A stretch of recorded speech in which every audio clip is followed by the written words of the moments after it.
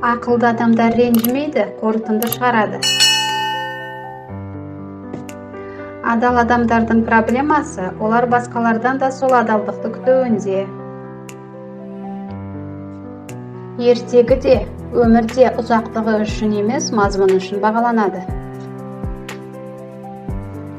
Есіңізде болсын, егер сізге әлем мен махаббаттың бірін таңдау керек болса, онда махаббатты таңдаңыз.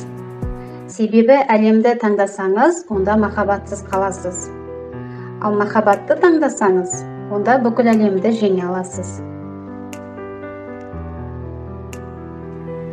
Өмір қара және ақ жолақты зебра емес, ол шахмат тақтасы. Мұнда бәрі сіздің қозғалысыңызға байланысты. Егер де біз Құдайды әр көз жасымыз үшін кінәласақ, неге оған әр күлгеніміз үшін алғыс айтпаймыз?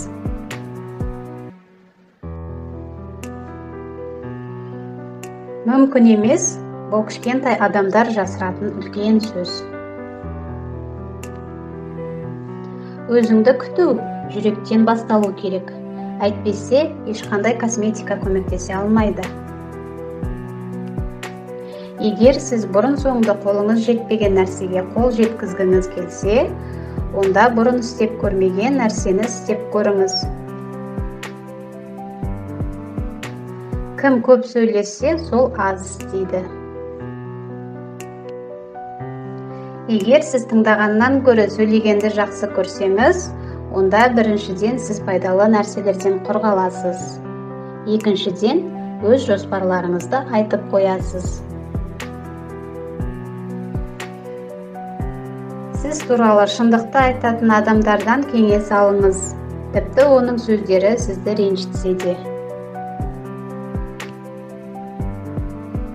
Құр босқа мақтау адамның дамуына, жетістікке жетуіне кері ықпал етеді. Сөзі мен ісі нақты, қайда бара жатқанын білетін адамға әлемде әрқашан орын бар.